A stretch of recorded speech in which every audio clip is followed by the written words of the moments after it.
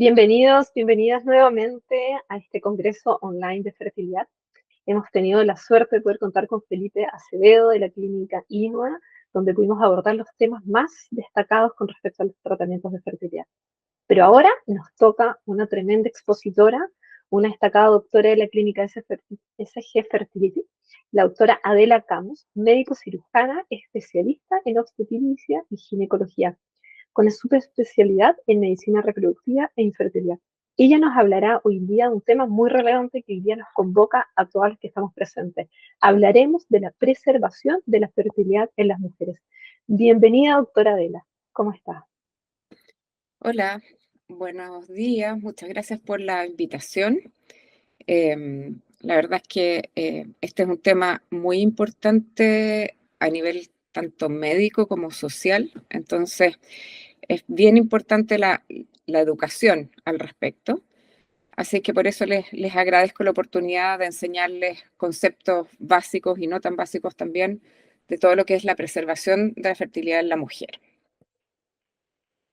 En primer lugar, ¿qué es la preservación de la fertilidad? Son intervenciones destinadas a preservar la fertilidad, es decir, poder ser madre, en el caso de las mujeres, en las niñas o mujeres en edad reproductiva cuya capacidad de ser madre en el futuro se ve amenazada. ¿Y cuáles son estas amenazas? Esto partió por ahí por el año 2000, o sea, hace como 25 años atrás, principalmente motivado por razones médicas. ¿Cuáles eran estas razones? Tratamientos que por algún motivo aceleraban la disminución natural de la reserva de óvulos que está asociada a la edad. Las principales como causas para pensar en esto eran pacientes oncológicas, es decir, que tenían cáncer, que iban a recibir quimioterapia o radioterapia pélvica y que con eso sus óvulos iban a disminuir fuertemente en cantidad. También otras patologías ginecológicas como endometriosis, cirugías de quistes, tumores de los ovarios, etc. Por eso partió esto. ¿Por qué? Porque empezaron a mejorar las tasas de sobrevida de las pacientes con cáncer. Entonces, algo que antes no era un tema, la fertilidad futura, empezó a ser un tema, porque las mujeres, en el fondo, sobrevivían y después estaban sanas, tenían una vida normal y querían embarazarse y se dieron cuenta que no podían. Así que esto fue como la razón de inicio de esta como temática de la preservación de fertilidad. Y después, poco a poco, empezó a aparecer aquellas mujeres que querían conservar su fertilidad por retraso de maternidad, ¿ya? Y a esto se le llama, ha pasado por hartos nombres, se llama vitrificación electiva de ovocitos. ¿Qué es lo que ha pasado con el tiempo? Estas indicaciones se han dado vuelta, ¿ya? Ahora, la mayoría de los casos que hacemos son mujeres que quieren retrasar su maternidad, es decir, la vitrificación electiva de ovocitos, y hay menos pacientes que lo hacen por estas razones médicas, pero bueno, por supuesto que siguen habiendo. Pero la principal indicación es por retraso de maternidad. En esta presentación les voy a hablar en primer lugar, de qué es la reserva de óvulos y cómo se mide. Eso es muy importante para entender todo el tema de preservación de fertilidad. Cómo influye la postergación de la maternidad en la posibilidad de tener hijos en el futuro. Cuáles son las alternativas para preservar la fertilidad. Y por último, me voy a enfocar en la vitrificación de ovocitos o criopreservación de ovocitos. Cuáles son sus indicaciones, en qué consiste, cómo se realiza y cuáles son los resultados esperados. Entonces vamos de frente a la presentación en sí. ¿Qué es la reserva ovárica? La reserva ovárica se define como el número de óvulos que tiene una mujer en sus ovarios. Y que tiene se refiere estrictamente a que le quedan en ese momento, porque va disminuyendo con la edad. Y o también a la calidad de estos óvulos en un momento determinado de la edad de esa mujer. La calidad, no la cantidad, se refiere o se relaciona con el potencial que tiene un óvulo que es fecundado y que resulte en un recién nacido vivo y sin anormalidades cromosómicas. A esto se le llama aneuploidías. Entonces, la calidad es como qué capacidad tiene un óvulo de llegar a que yo tenga un hijo sano, ¿ya? La medición de la reserva ovárica, en términos de cantidad y calidad, es un poco más complejo. ¿Por qué? Porque no podemos ir a saber exactamente el número de cuántos óvulos le quedan a una mujer. Entonces hay que medirla como en forma indirecta de distintas formas. En primer lugar, el concepto biológico que se refiere a cantidad, cuántos óvulos me quedan, se mide con algunos exámenes hormonales y con una ecografía ginecológica. Con respecto al concepto clínico, que es la calidad, se mide en realidad con resultados. ¿Cuál es mi probabilidad de embarazarme o de tener un hijo nacido vivo y sin anormalidades cromosómicas? Pero en realidad la calidad queremos saberla de antes y no de después, porque eso como que no nos sirve mucho, ¿ya? La reserva ovárica, en términos de cantidad de folículos u óvulos, sabemos que disminuye con la edad. Y la verdad es que la cantidad es máxima como al 7.º mes de vida intrauterina, que viene siendo por acá. Ya al nacer, es decir, aquí a los 0 años, ya ha disminuido bastante y de ahí empieza a disminuir progresivamente a lo largo del tiempo hasta que se acaba la reserva de óvulos y llega la menopausia, ¿ya?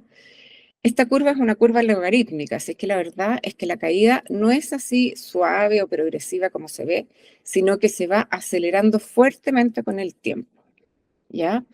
Dentro de la reserva ovárica hay mujeres que tienen más o menos un promedio, que es lo que se calcula para cada edad, en este eje está la edad, pero dentro de cada edad hay una dispersión importante tanto para arriba como para abajo. O sea, a una misma edad, una mujer puede tener bastantes menos óvulos que otras, que son acá arriba, pero siguen estando dentro de la normalidad, ¿ya? Esto es reserva ovárica con respecto a cantidad. Y si vamos a ir a verlo específicamente en los ovarios, por ejemplo, estos son cortes de biopsia de ovarios. Esta es una mujer que tiene bastantes folículos primordiales, que son estos chiquititos, y tiene buena reserva ovárica, versus esta mujer que tiene solo uno, ¿ya? Así se vería si es que nosotros tuviéramos que cortar el ovario como para calcular la reserva ovárica. Obviamente eso no se hace. Entonces, ¿cómo lo calculamos? Con una ecografía transvaginal en que miramos los ovarios. Aquí vemos un ovario con varios folículos antrales que se llaman, que son los que se ven, y esto nos refleja que esa mujer tiene una buena reserva ovárica. En cambio, la foto de acá al lado es un ovario que no tiene folículos antrales y esta es una mujer que tiene muy baja reserva ovárica. A pesar de esto, de que hay diferencias en la cantidad, las mujeres siguen ovulando un óvulo al mes hasta casi el fin de la etapa reproductiva. Y ahí es donde entra el concepto de la calidad de estos óvulos. Y les voy a explicar ahora. Sabemos que a mayor edad de la mujer tienen menor probabilidades de tener un embarazo espontáneo. Si se embarazan, tienen una mayor probabilidad de tener un aborto espontáneo, una pérdida, y esto es porque esos embriones vienen con algún problema cromosómico. Y por último, si es que se embarazan, no pierden, tienen una mayor probabilidad de tener un recién nacido con problemas cromosómicos. ¿Qué problema cromosómico? En realidad los que conocemos como más de cerca son los niños con síndrome de Down, porque son esa es una de las anormalidades cromosómicas, de las pocas anormalidades cromosómicas que nacen y sobreviven. Entonces, por eso nosotros lo tenemos como muy presente. Pero al igual que la trisomía 21, que es el síndrome de Down, hay trisomías desde el cromosoma 1, pasando por todos, y lo mismo, menos cromosomas o más de una alteración cromosómica, etcétera, ¿ya? Y ese es el concepto de calidad, ¿ya? Entonces aquí estos son datos de Latinoamérica, de la mayoría de los centros que reportan los resultados y vemos cómo a medida que aumenta la edad de la mujer, estos son ciclos de fecundación in vitro sin estudio cromosómico, cómo va disminuyendo la tasa de parto a medida que aumenta la edad de la mujer, ¿ya? Y esto es progresivo a medida que aumenta la edad, ¿ya? Y si vamos más atrás y vemos en el fondo por qué sucede esta baja en la tasa de embarazos, vamos a ir a ver la tasa de aneuploidía, que son la probabilidad de que los embriones que obtenemos con una fecundación in vitro sean anormales cromosómicamente, y miren cómo va aumentando con la edad. Y secundario a eso, si yo transfiero al útero uno de esos embriones, va disminuyendo la probabilidad de que este embrión se implante. A eso se le llama tasa de implantación y que dé origen a un embarazo. Así, vemos que a los 35 años de una mujer, la probabilidad de que ese embrión sea anormal es alrededor de un 35%, ¿ya? Pero si aumentamos a los 37, también aumenta la probabilidad de que el embrión esté anormal. Si llegamos a los 40, más del 50% de los embriones que produce una mujer va a estar alterado cromosómicamente. Y fíjense acá, a los 44 años o más, la probabilidad de que esos embriones sean anormales es el 90% o más. Entonces, la probabilidad de tener óvulos anormales y consecuentemente embriones anormales va aumentando fuertemente con la edad de la mujer. ¿Y por qué disminuye la calidad de estos óvulos? Es porque con la edad, como las mujeres nacemos con todos los óvulos que vamos a tener durante la vida, estos óvulos se van echando a perder, ¿ya? Y se producen alteraciones cromosómicas, errores en la meiosis, que es el proceso que se produce para que el óvulo se divide y termine siendo una célula con la mitad de los cromosomas. Después errores más pequeños a nivel del DNA, de los pedacitos de los cromosomas, etcétera, ¿ya? Y todo esto hace que estos óvulos sean de peor calidad. Entonces, en resumen, si vamos a medir la reserva ovárica, si vamos a ver cantidad, lo vamos a medir con una hormona que se llama hormona antimileriana, es un examen de sangre que se toma en cualquier momento del ciclo menstrual y no requiere ayuno, y que nos dice más o menos cuántos óvulos yo puedo sacar si estimulo a esa mujer para hacerle una congelación de óvulos o una fecundación in vitro. Y también, como ya les expliqué, el recuento de folículos centrales, que es esta ecografía, que se hace por vía transvaginal y se miden cuántos folículos centrales se ven en cada ovario. Esa es la forma de medir la cantidad. La calidad no hay cómo medirla, salvo que yo vaya después de fecundados a estudiar esos embriones, ¿ya? Pero lo que sí es bastante constante es la edad materna. La edad materna tiene una fuerte relación con la calidad de los óvulos y sí nos permite predecir, en el fondo, cuál es la probabilidad de esa mujer de tener óvulos, embriones normales y por lo tanto de embarazarse. ¿Cuáles son las consecuencias de la edad de la mujer sobre la fertilidad entonces? Sabemos que a mayor edad, cuando la mujer desea embarazarse, tiene una disminución de la reserva ovárica y una mayor probabilidad de infertilidad, y además que se reduce su ventana reproductiva. Es decir, si yo quiero tener 3 hijos y comienzo a los 37 años, probablemente estoy tarde porque no voy a tener el suficiente tiempo para tener los 3 hijos que yo quiero, que es la familia que yo quiero formar. ¿Ya? Entonces hay que pensar eso cuando uno planifica, en el fondo, que quiere embarazarse, que quiere tener hijos, saber cuántos hijos uno quiere tener y cuándo debiera comenzar a tenerlos. Antes, la verdad es que no se conocía este concepto de la reserva ovárica. Hace 20 años atrás, o 25 en realidad, la verdad es que recién se estaba empezando a hablar del tema de la reserva ovárica. ¿Y por qué era esto? Porque las mujeres se embarazaban mucho antes. Entonces tenían sus hijos en edades que la verdad que la reserva ovárica no era mucho un tema. Y se consideraba que la fertilidad disminuía con el tiempo por una cosa de vejez, simplemente. ¿Ya? Lo que ha pasado desde entonces es que las mujeres están retrasando cada vez la maternidad. Y esto lo vemos claramente en este gráfico que es Europa, ¿ya? Y que vemos que en naranja los países como Italia, España, Suiza, Países Bajos, Irlanda, el promedio de las mujeres tiene su primer hijo después de los 30 años, ¿ya? Y esto evidentemente no era así antes. Y si vemos datos chilenos, esta es una publicación del año 2023 que analizan hasta el 2018 y se ve en el primer gráfico la edad de la madre a la edad, o sea, al momento del nacimiento del primer hijo, cómo ha ido aumentando desde los 22 años hasta en el año 2018, que es a los 26 años. Es cierto que no es como en Europa, pero se ve una tendencia importante a ir aumentando la edad del primer hijo. Esto por un lado es bueno porque refleja que ha disminuido el embarazo adolescente, cosas que no son buenas, pero se ve que hay una tendencia clara al retraso de la maternidad. Y en el gráfico de acá abajo se ve las edades en mujeres mayores de 30 años, cómo ha ido aumentando el primer hijo entre los 31 y los 35 en esta curva, entre los 36 y los 40, y acá abajo sobre los 40 años, que por suerte es menos. La pregunta es por qué se posterga la maternidad y secundariamente a eso se busca preservarla.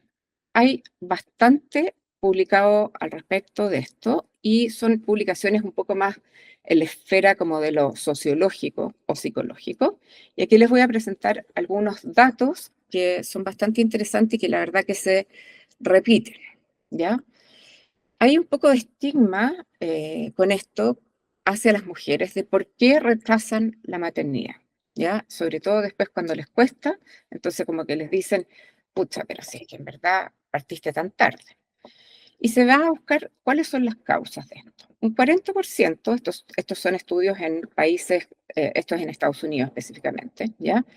Un 40% efectivamente se anticipa a la disminución de la reserva ovárica por objetivos académicos, laborales o poca flexibilidad en el trabajo, que lo vemos bastante.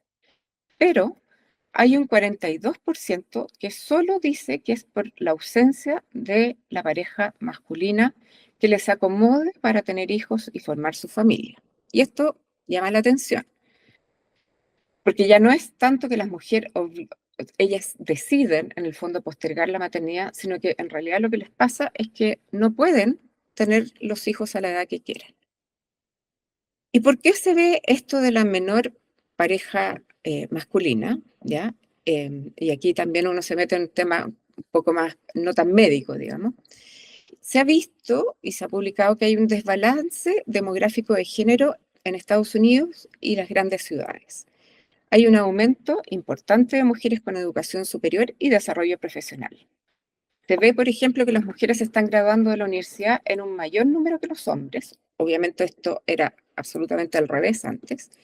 Y se predecía que en el año 2023, es decir, el año pasado, habrían hasta un 45% más mujeres que hombres graduados en la universidad. También hay un aumento de las mujeres, consecuente a esto, con mayor desarrollo académico y profesionalmente exitosas sin pareja. ¿Y por qué pasa esto? O las consecuencias de esto, se ve que están con menos pareja y que tienen, por lo tanto, menos hijos o que retrasan la maternidad. Y hay algunas teorías para esto. Una de ellas es que la mujer inteligente y determinada con un trabajo bien pagado intimida a los hombres, ¿ya? Esto se llama la tesis de la castración. Segundo, que las mujeres exitosas solo desean hombres exitosos y por lo tanto disminuyen sus opciones. Esta se llama la tesis del macho alfa, ¿ya? Que la mujer igual sigue queriendo en el fondo un hombre que sea como superior a ella en sentido académico, etc.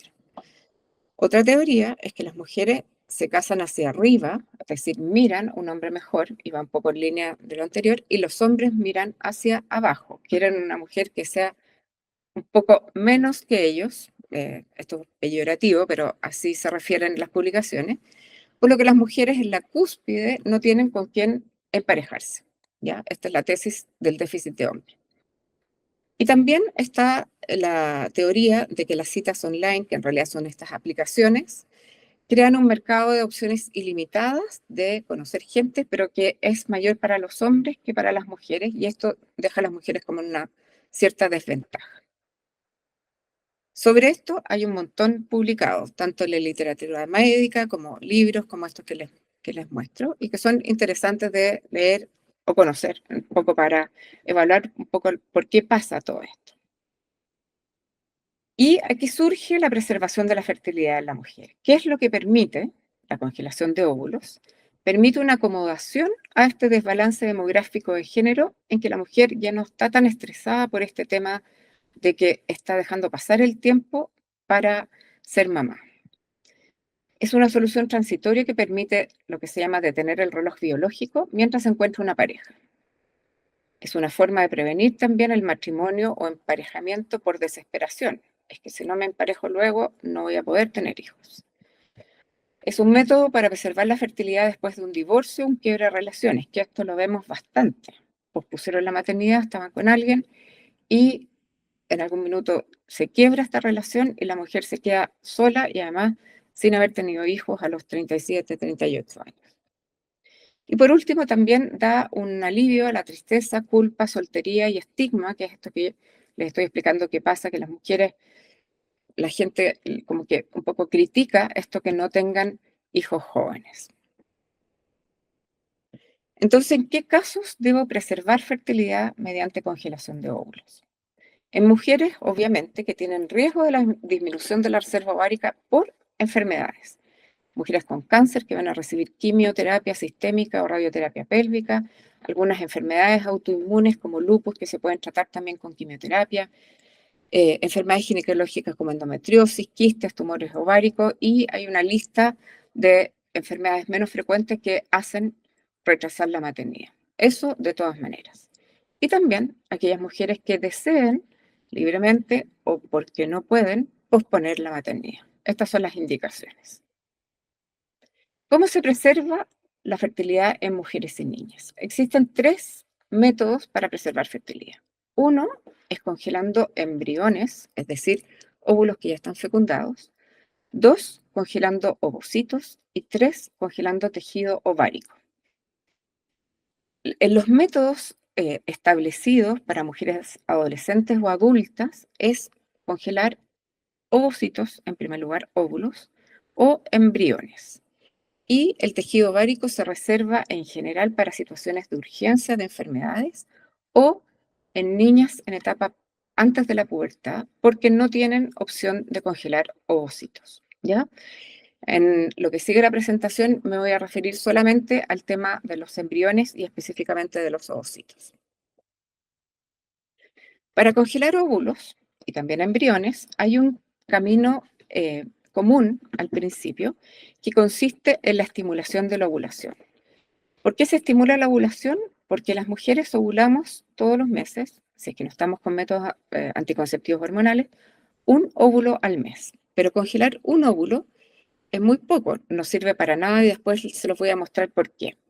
Lo que hay que hacer es congelar hartos óvulos, ¿ya? Para tener buenos resultados. Y para esto necesito estimular la ovulación y esto se hace con hormonas, se los voy a mostrar después. Y luego de que hay hartos folículos, que son los que contienen los óvulos crecidos, uno va a la aspiración folicular, que es ir a sacar estos óvulos de los ovarios por medio de una aguja que se inserta por vía vaginal. Esto se hace guiado por ecografía. Se aspira el líquido que tienen los folículos y estos folículos se van al laboratorio de in vitro. Ahí los embriólogos los miran, los buscan y los aíslan y luego los congelan, ¿ya? De ahí, una vez que están los ovocitos en el laboratorio, se pueden o congelar los óvulos sin fecundar o si es que la paciente tiene una pareja estable o eventualmente quiere usar semen de donante, estos ovocitos se pueden fecundar in vitro, se hace el desarrollo embrionario en el laboratorio y después se pueden congelar los embriones como embriones. ¿Qué es lo que pasa con la congelación embrionaria? Es que da poca autonomía. ¿Por qué? Porque si esa mujer después, cuando quiera ser mamá, por algún motivo no tiene la misma pareja, no va a poder usar probablemente esos embriones. ¿Por qué? Porque se requiere el consentimiento de ambos progenitores, es decir, de dónde viene el óvulo y de dónde viene el espermio, para poder transferirse y embarazarse de esos embriones. Y obviamente, cuando se rompe una pareja, muchas veces no quedan, o la mayoría de las veces no quedan en buenas relaciones, digamos, en buenos términos, y el hombre en ese caso no va a querer que esa mujer utilice esos embriones congelados. Entonces, en ese caso se queda sin poder hacer nada porque ya no tiene óvulos que pueda usar con otra pareja o con semen de donante, por ejemplo. Entonces, ahora, actualmente, que la congelación de óvulos tiene los mismos resultados que usar óvulos recién sacados o frescos, como decimos nosotros, se recomienda mucho más congelar ovocitos para mantener la autonomía sobre esas células.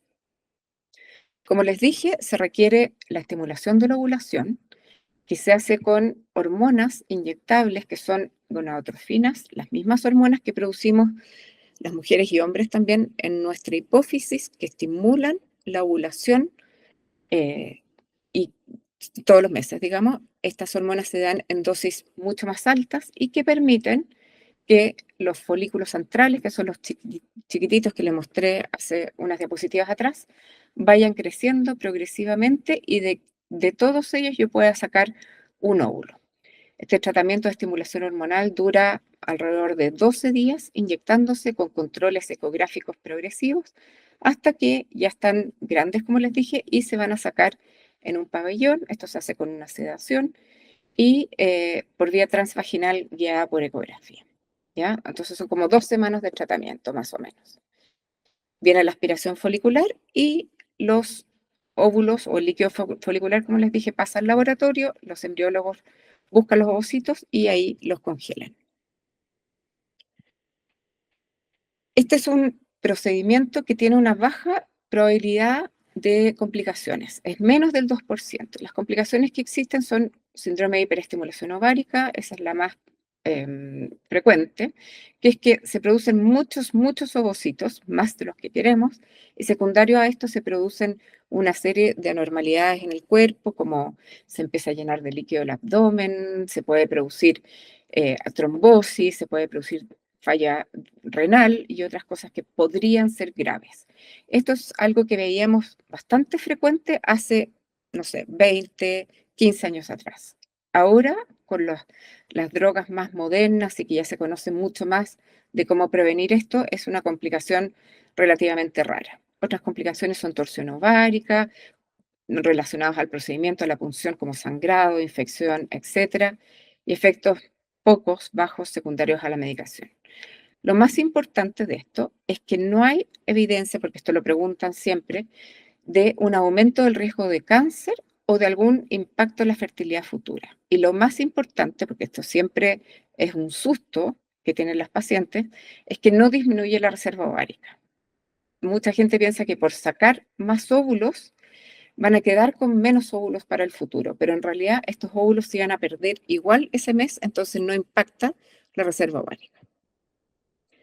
Este es nuestro laboratorio de fecundación in vitro, ¿ya? Aquí es donde se están recibiendo los óvulos, mirando si están en el líquido folicular, en estos microscopios con estas pantallas. Luego, estas son nuestras incubadoras donde se dejan los embriones, los óvulos que ya están fecundados. Y aquí se congelan tanto óvulos como embriones en estos tanques de nitrógeno líquido, en lo que se llaman unas pajuelas, que son estas, debidamente identificadas con doble registro, doble identificación de todas las pacientes. Y aquí se pueden mantener los ovocitos durante muchos años. La verdad es que no hay límite para el número de años en que se pueden mantener congelados tanto ovocitos como embriones, ¿ya? Es decir, no disminuye la calidad mientras más tiempo llevan criopreservados. La vitrificación de ovocitos es un método probado de preservación de fertilidad desde el año 2013.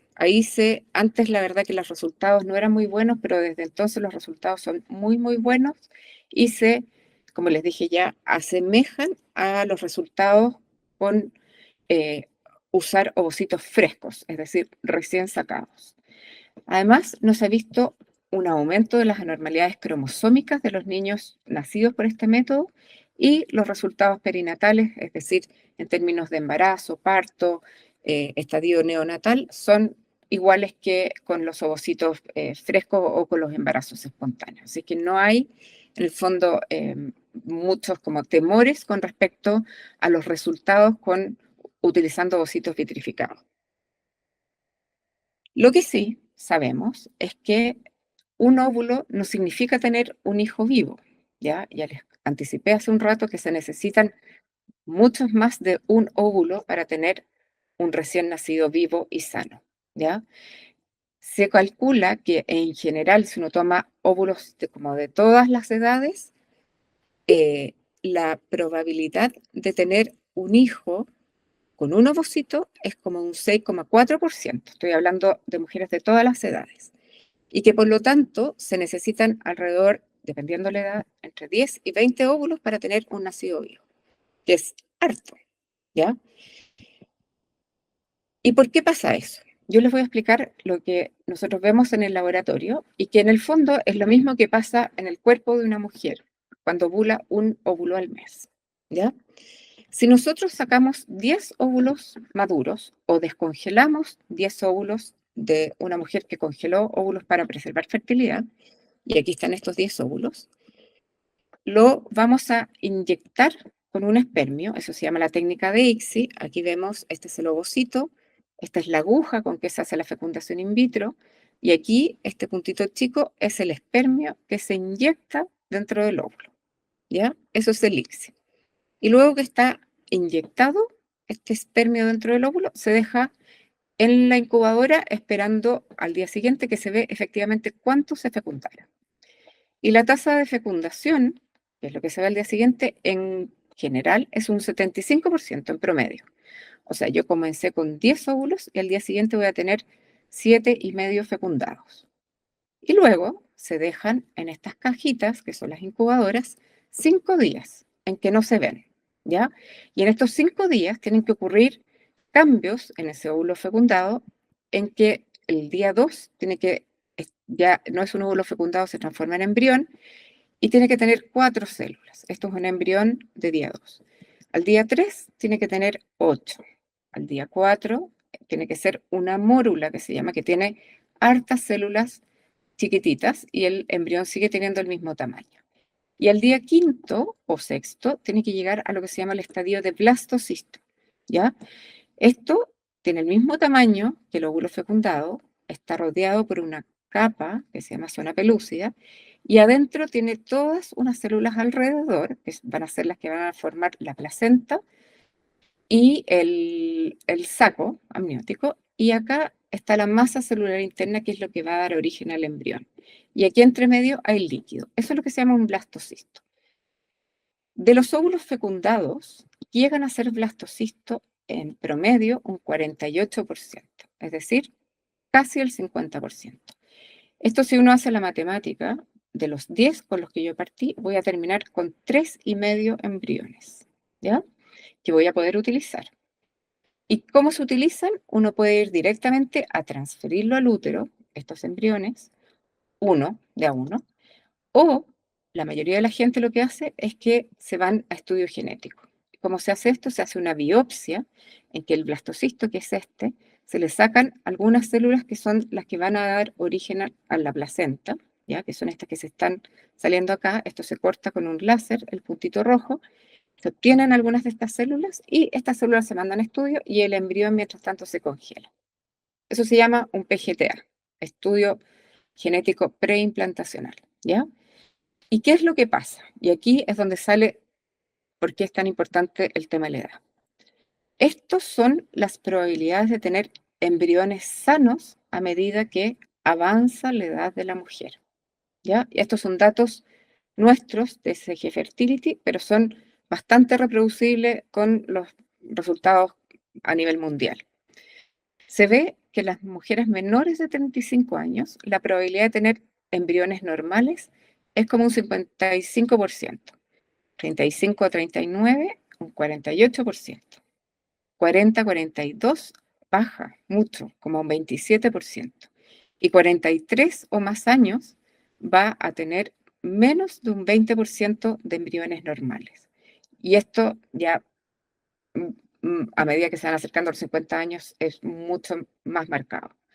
Entonces, si yo logro tener de 10 óvulos en una mujer de 35 años, 3,5 embriones en promedio, ella va a tener a los 35 años como un 50% de esos embriones normales. Entonces, va a quedar como con 1,5 nomás. Y la probabilidad de embarazo con ese 1,5 no es de un 100%, es como de un 60%. Entonces, va a necesitar por lo menos 10 óvulos para tener un hijo sano.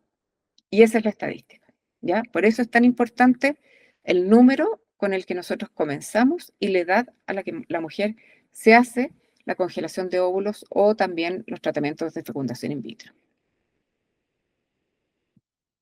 Entonces, hay algunas herramientas que se dice de consejería, en, dependiendo la edad, y aquí están los grupos de edad, 30-34, 35-37, 38-40, 41, 42.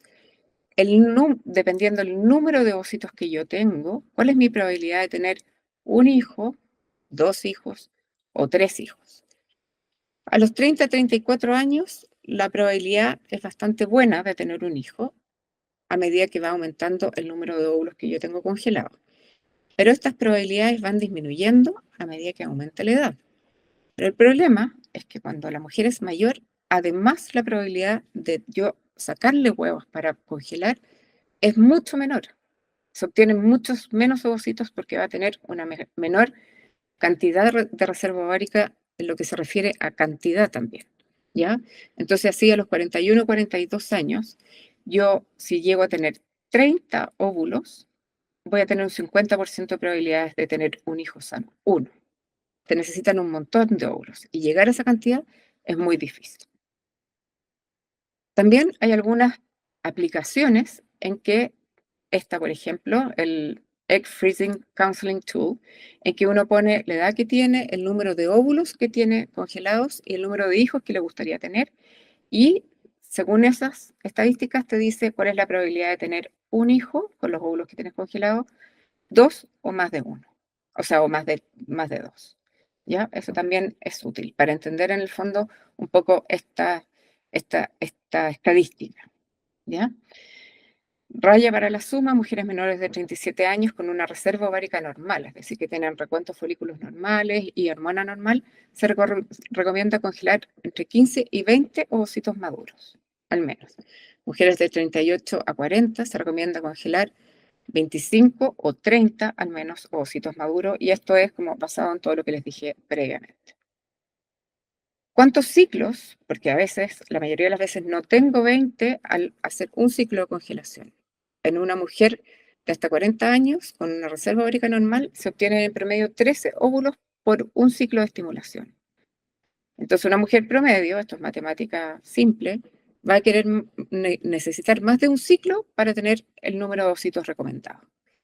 Y así, un 18% de las mujeres requiere solo un ciclo, la mayoría 2 ciclos y algunas incluso 3 o más ciclos para tener el número de ovocitos que quieren tener guardados.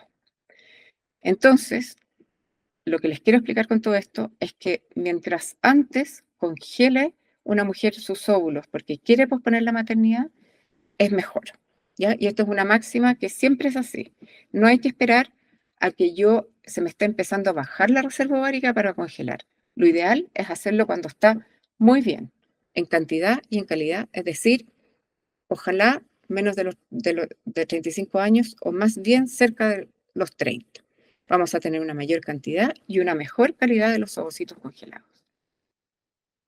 Y después, cuando esta mujer quiere embarazarse, hay que ver en qué está, qué edad tiene actualmente, cómo está su reserva ovárica actualmente, si tiene otros factores de infertilidad, cuántos óvulos congeló en su momento, la edad a que congeló estos óvulos y el número de hijos que desea tener.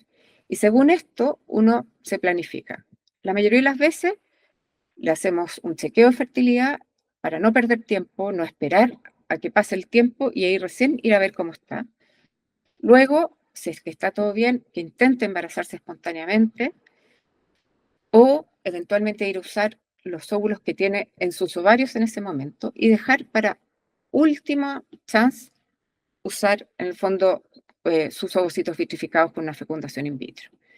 Esto va a depender mucho de cuántos hijos quiera tener y cuántos óvulos tenga congelados. Porque, por ejemplo, si yo tengo 42 y quiero tener un hijo y congelé a los 34 y tengo 20 óvulos guardados, es probable que me convenga usar los óvulos guardados. Me va a salir más caro, pero tengo un resultado bastante eficiente en términos de que me voy a embarazar pronto y con un niño sano si es que se hace estudio genético, por ejemplo, versus tratar de embarazarse a sus 42 años.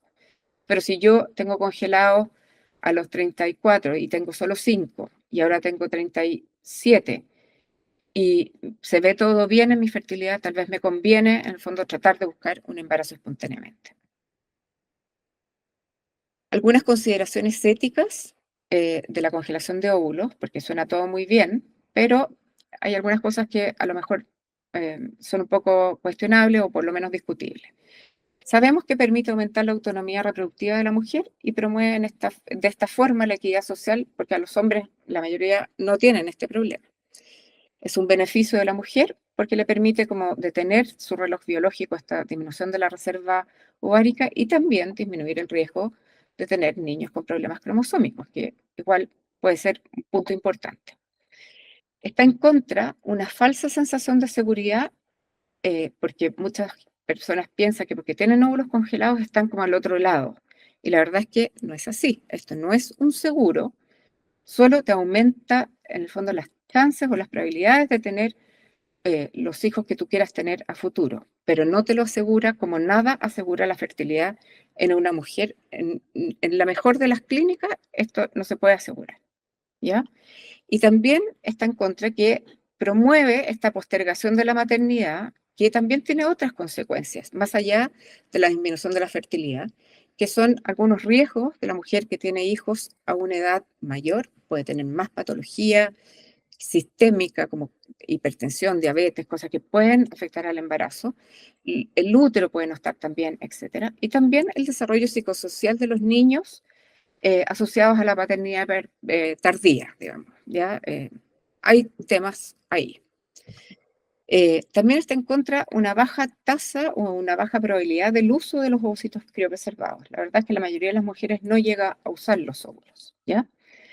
Entonces hay que poner en una balanza los beneficios que tiene esta técnica versus los riesgos, los costos, porque obviamente hay costos involucrados, y las implicancias a largo plazo. Y para esto, las mujeres que deciden hacerlo tienen que tener una consejería adecuada, profesional, tanto en el momento de hacerlo como en el momento que quieren ser mamás y eventualmente ocupar estos óvulos, ¿ya? También hay algunos temas que han surgido como la explotación o abuso de empresas, algunas empresas que les dan a sus empleadas mujeres la posibilidad, les pagan la vitrificación de ovocitos y que se supone que en cierta forma pudieran estar presionándolas para que posterguen su maternidad y todo lo que es como la medicalización de la reproducción que muchas veces es innecesario. Así que lo dejo ahí como puesto sobre la mesa. Dos palabras sobre preservación de fertilidad por cáncer, que es una tremenda indicación también.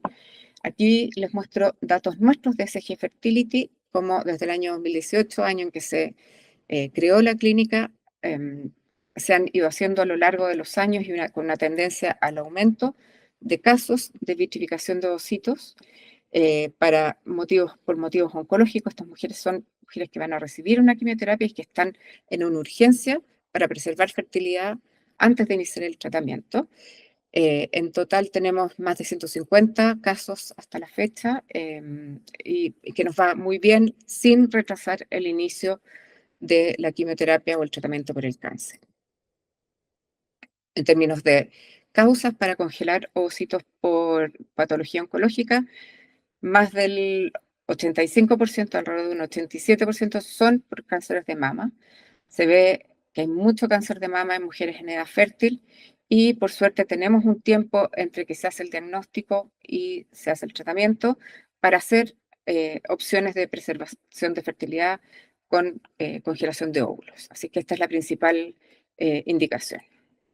Para esto tenemos un programa de oncofertilidad en la clínica en que se trata que las pacientes lleguen lo antes posible para que sean tratadas rápidamente y no pierdan tiempo en el inicio de su tratamiento oncológico y que además tiene un beneficio de precio muy importante en que se cobra solamente el costo del tratamiento con un valor total menos de 900.000 pesos más medicamentos.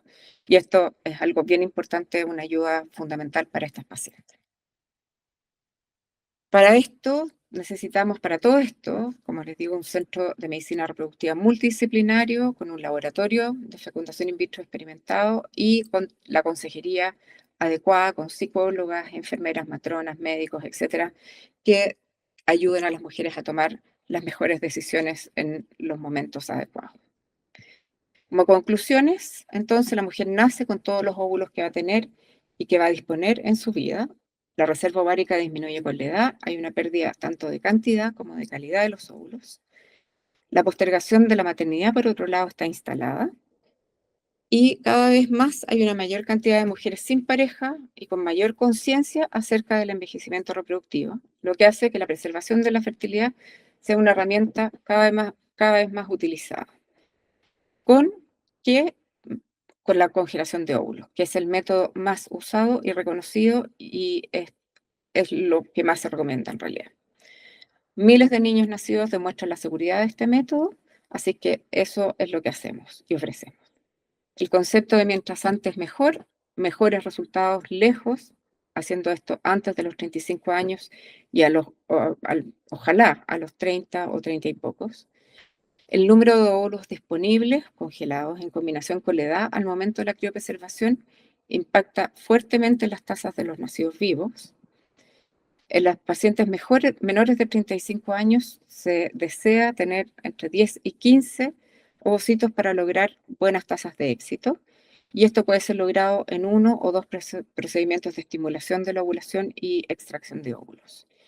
Y por último, como mensaje, es importante explicar a las mujeres que optan por este tratamiento, la congelación de ovocitos, que esta no es una póliza para asegurar la fertilidad o maternidad futura, sino un medio para aumentar sus posibilidades de tener un hijo biológico en el futuro. Nosotros como personal de salud, pero también, y un poco esta es la idea de esta charla, tenemos un rol muy importante para educar e informar a las mujeres y a nuestros pacientes acerca de este tema y sobre todo sobre la oportunidad de tratamiento, que si lo quieren hacer, lo hagan muy jóvenes. Muchas gracias, espero que les haya gustado y estoy atenta a las preguntas. Muchas gracias, Adela. Tremenda presentación. De hecho, te cuento que nos pasamos un poquitito del tiempo, pero lograste abordar en cada una de las diapositivas las preguntas que nos fueron realizando. Por esa razón, preferí no interrumpirte porque lograste abarcar todos los puntos y además en la conclusión cerraste con cada una de las preguntas que nos habían llegado.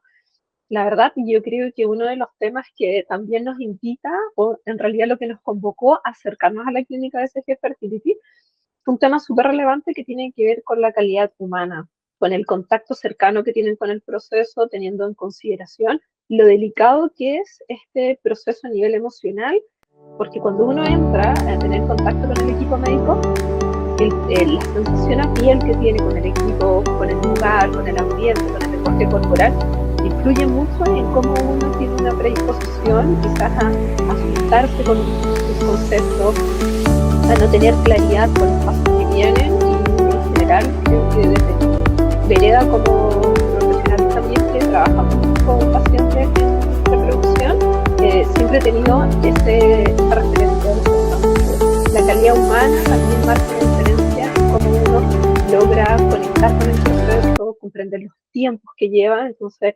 destacar que además de toda la tecnología, la evolución y todo lo que tiene que ver con las actualizaciones de conocimiento, muchos de ustedes vienen llegando a un congreso de fertilidad que fue realizado hace poco, entonces creo que son temas súper relevantes y que vienen perfecto en esto que es educar en todas las aristas.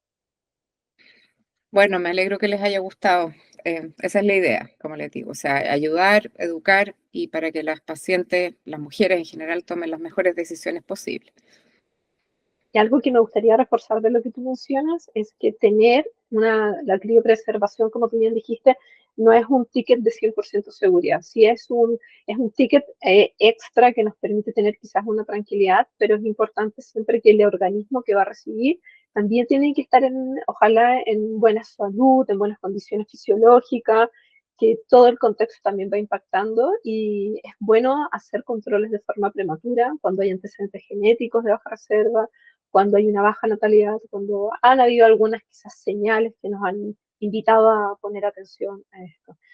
Estamos súper agradecidos de tenerte hoy día, por eso en realidad no quise interrumpirte en ningún momento, estaba ahí embobada con toda tu presentación, con todos los temas que hablaste.